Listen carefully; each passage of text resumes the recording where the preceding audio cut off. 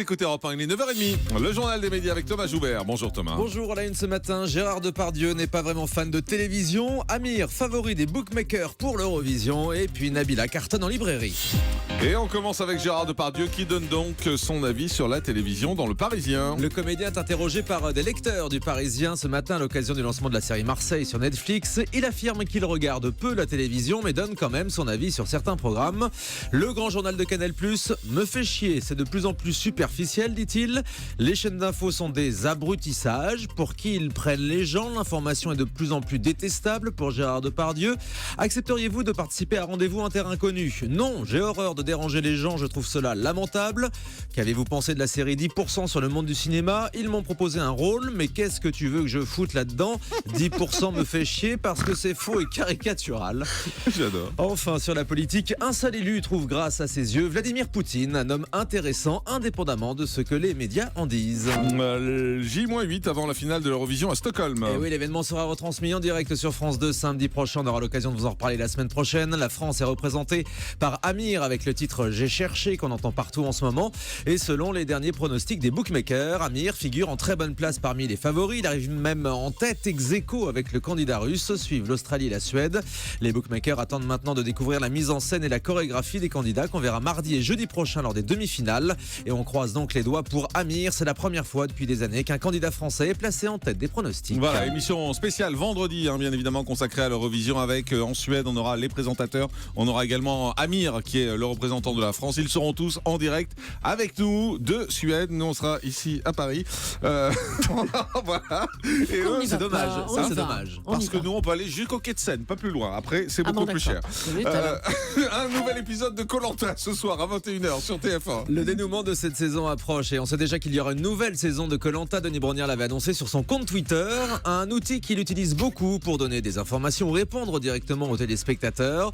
Avec ses 380 000 abonnés, Denis Brognard nous explique comment Twitter a changé son rapport avec le public. On l'écoute au micro européen de Maxime Rioux. Je trouve que Twitter, mais vous vous rendez compte, Twitter, vous connaissez beaucoup de journaux qui tirent à plus de 300 000 exemplaires ? Il n'y en a pas ou très peu. Et moi, je peux directement, en un clic et en quelques mots, et avec des photos, parler directement aux gens qui ont envie d'avoir des informations sur Koh-Lanta. Donc, j'ai pris conscience de la puissance de Twitter, et j'aime bien aussi, de temps en temps, sans intermédiaire, pouvoir dialoguer, discuter, échanger avec les gens qui me suivent et les gens qui sont intéressés par ce que je peux raconter sur Koh-Lanta, sur Automoto ou sur des tas d'autres sujets de la vie.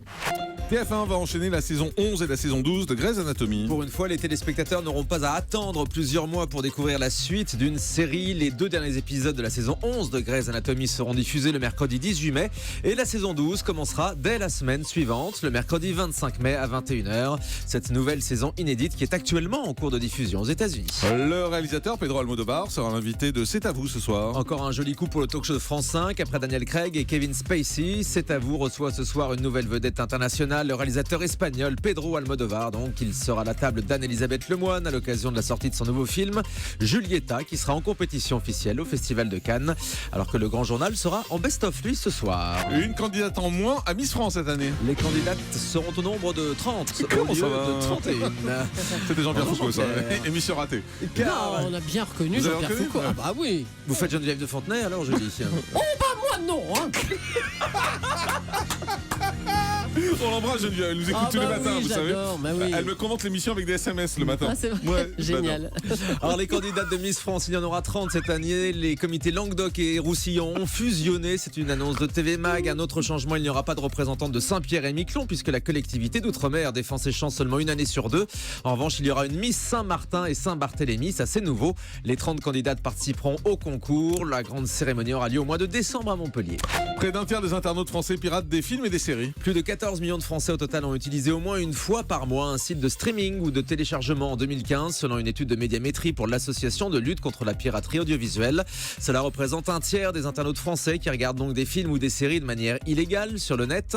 Alors les films les plus piratés ont été l'année dernière La Famille Bélier, Jupiter et Jurassic World. Du côté des séries, The Flash, The Walking Dead, Game of Thrones et Homeland. Et puis les radios américaines ont rendu hommage à Prince. C'était dans la nuit de mercredi à jeudi, à minuit pile, heure française. française, plusieurs radios américaines ont diffusé en simultané un titre de Prince.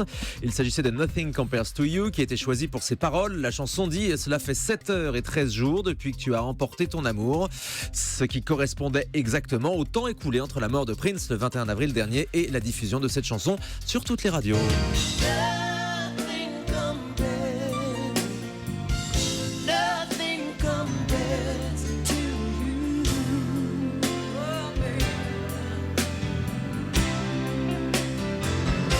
Voilà, Prince et cet hommage rendu par toutes les radios américaines simultanément, ce qui était un événement.